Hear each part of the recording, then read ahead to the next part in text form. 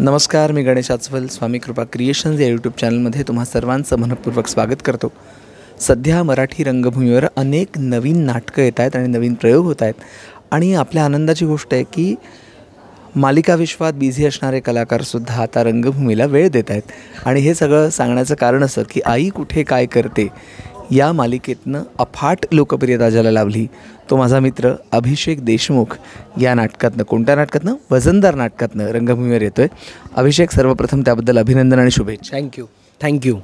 आणि मला जाणून घ्यायचं आहे की जेव्हा तुझ्याकडे वजनदार हे नाटक आलं आणि त्यात कळलं की अलका कुबल आठले प्रमुख भूमिकेत आहेत आणि त्या 27 वर्षानंतर रंगभूमीवर येत आहेत आणि तू सुद्धा एका चांगल्या नाटकाची, प्रोजेक्टची वाट बघत होतास, मालिका संपल्यानंतर हे नाटक तुझ्याकडे आलं, नेमकं काय घडलं?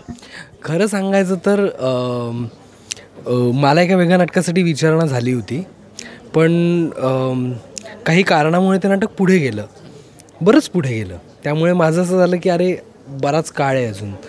मग या नाटकासाठी मला विचारलं. संतोष वेरूळकर हे दिग्दर्शक आहेत,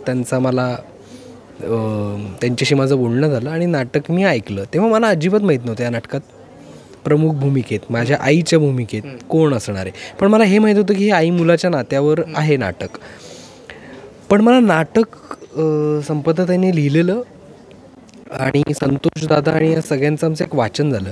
त्याच्यात नाटक मला खूप आवडलं आणि त्यामुळे मी इन झालो. मला असं झालं की हो, मी एका चांगल्या नाटकाची वाट बघतच होतो. माझ्याकडे आता वेळ आहे आणि मी अर्थात हे ठरवलं होतं की थोड्या काळासाठी आपण मालिकांच्या आधी जर मला विचारणा झाली नाटकाची तर मी नाटकाला हो म्हणेन. पण तसं झालंच. इमिजिएट सिरियल संपल्यामुळे मला मालिकेसाठी तशी मोठ्या ट्रॅकसाठी कुठली विचारणा झालेली नव्हती. त्यामुळे मग मी लगेच हो म्हणलं. आणि नंतर मला लक्षात आलं की अरे आईचं पात्र अलका कुबल करतायत. तर मला तेव्हा खूप छान वाटलं अर्थात. आणि मला असं थोडंसं असं वाटलं की बापरे, आता यांच्याबरोबर काम करायचं म्हटल्यानंतर दडपण आलं, थोडं असं एक सकारात्मक दडपण. कारण मला माहीत नाही त्यांच्याबद्दल मला एक असं एक फिलिंग होतं की त्यांच्याबरोबर खूप मजा येईल असं मला माझंच वाटत होतं. त्यांना मी जसं व्हिडिओजमध्ये, टी व्हीवर बघितलं आहे, मुलाखतीत बघितलं आहे, कार्यक्रमांना बघितलं, मला ते फिलिंग होतं. पहिल्यांदा जेव्हा त्यांच्या घरी आम्ही भेटलो तेव्हापासूनच मला असं वाटतं की काही सहकलाकार असे असतात त्यांच्याबरोबर तुमचा सहजतेने सुरुवात होते, तुमची कम्फर्ट झोन आपोआप तयार झालेला असतो. तसं त्यांच्याबरोबर सुरू झालं आणि नाटकाची प्रोसेस सुरू झाली. अभिषेक, मालिकांमध्ये आपल्याला एक प्रचंड चाहता वर्ग मिळालेला असतो आणि ज्या वेळेला नाटकाच्या जाहिरातीत तुझं नाव बघितलं जाईल आणि फेसबुकवरची तुझी पोस्ट मी आजच वाचली सकाळी, अलकाताईंबद्दल तू लिहिलेस, तर चाहत्यांबद्दलचा एखादा अनुभव मला तुझ्याकडनं ऐकायला आवडेल. चाहत्यांबद्दलचा अनुभव, मी सिरियल करत असताना एक आई त्याच्या मुलीला घेऊन आली आणि ती मला म्हणली की तुझी सिरियल मी बघते, ही माझी मुलगी, ही माझा यश आहे. म्हणजे माझं कॅरेक्टरचं नाव ते होतं. सो माझ्या लक्षात असं आलं की लोक जेव्हा इन्व्हॉल्व होतात, जेव्हा ते नात्याबद्दल बोलतात, तेव्हा ते नात्याबद्दल बोलत असतात. त्याच्यामध्ये मुलगा मुलगी याच्या पलीकडे असतं, त्या फिलिंगबद्दल म्हणत असतात.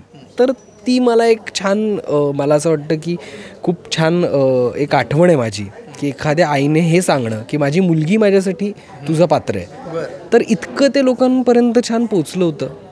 त्यामुळे मी आई कुठे काय करतेचा तर खूपच कृतज्ञ आहेच.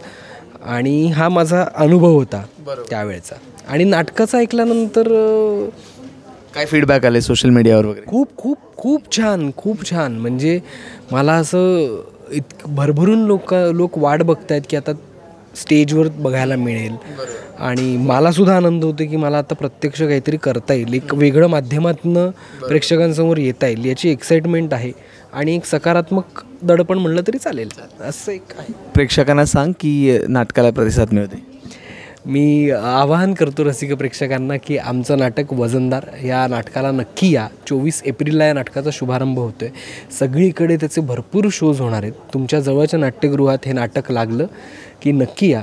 अलका ताई आहेत, अभय जोशी आहेत, पूनम सरोदे, साक्षी पाटील, आम्ही सगळे याच्यामध्ये काम करतो आहे. आणि खूप छान पॅकेज आहे. निर्मिती संस्था अष्टविनायक आणि विप्रा क्रिएशन्ससारखी, लेखिका संपदा जोगळेकर कुलकर्णी आणि बाकी सगळीच टीम संध्या रोठे आणि प्रांजल रोठे या निर्मात्या आहेत. तर संध्याताईंची इच्छा होती, म्हणजे आमच्या ज्या निर्मात्या आहेत त्यांच्याबद्दल सांगायचं राहिलं की त्यांनी हे सांगितलं की पहिल्या वाचनानंतर की हे जेव्हा नाटक मी ऐकलं तेव्हा माझ्या डोळ्यासमोर तू आणि तूच आलास फक्त. तर जेव्हा असं तुम्हालाही समोरून एक मिळतं आणि नाटकही आवडलेलं असतं तेव्हा मग समजावं की कदाचित हे आपल्यासाठीच आहे. आणि मग ते मी असं समजेन की तो एक कॉल होता, आपण स्वतःला सांगतो की हां हे एक आपण करूयात. त्या एक्साइटमेंटने मी ते केलं. आपण स्वामीचरणी प्रार्थना करूया की नाटकाला खूप छान यश मिळो आणि आपण लोकांनाही सांगूया की नाटकाला प्रतिसाद द्या आणि व्हिडिओला लाईक करा, शेअर करा, स्वामी कृपा क्रिएशनला सबस्क्राईब करा. धन्यवाद. शुभेच्छा. थँक्यू.